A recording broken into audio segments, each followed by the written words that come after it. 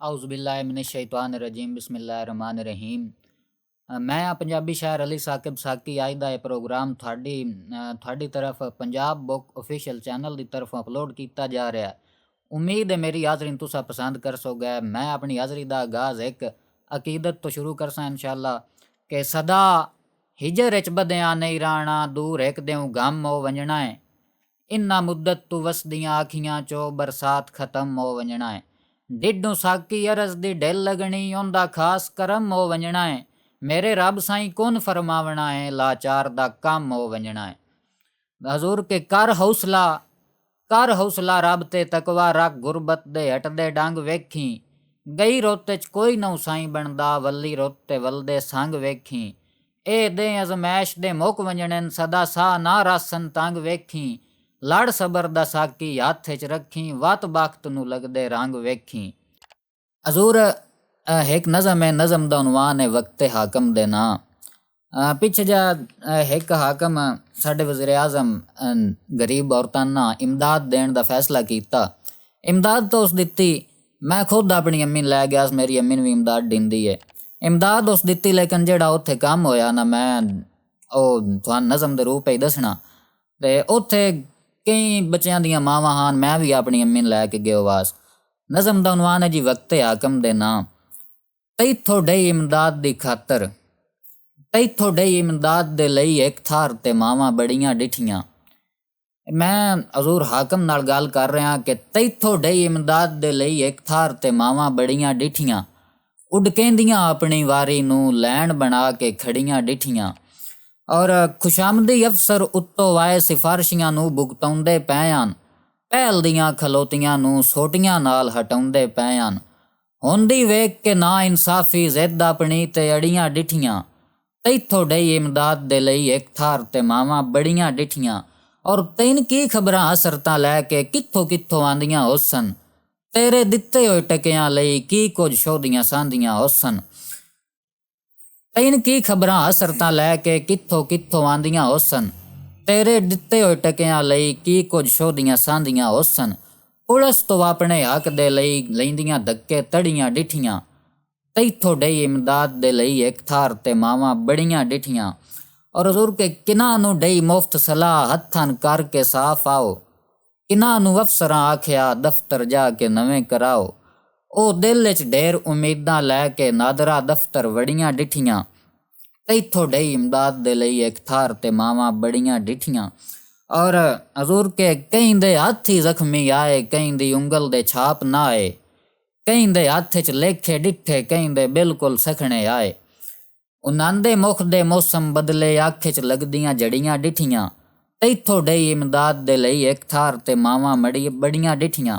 और हजूर के किसे फीस औलाद दी भरनी होसी, किसे भुख विलावनी होसी।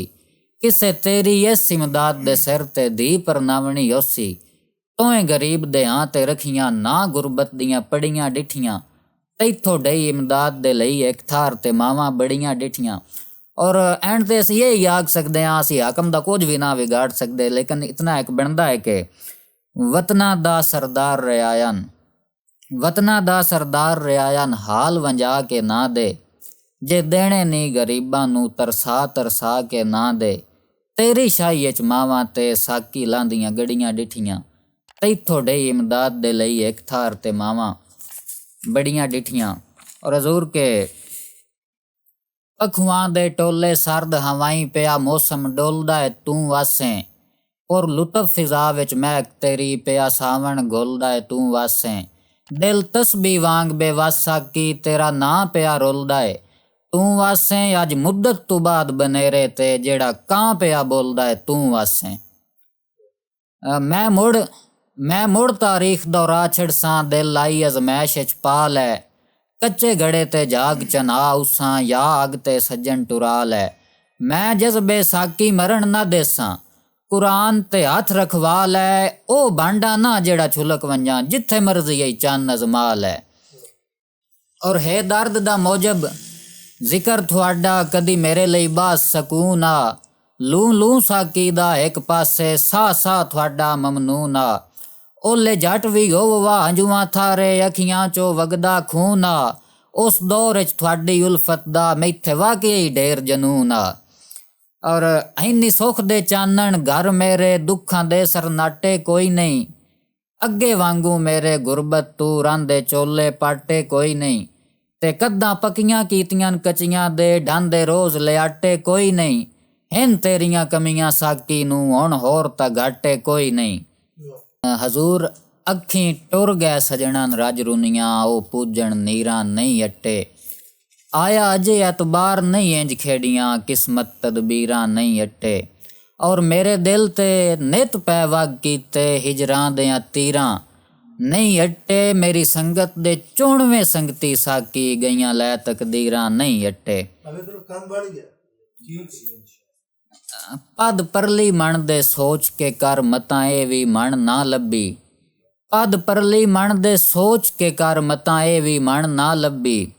बाले सगने शजर दी ढूड़ दे विच हथों छड़िया वन ना लब्बी।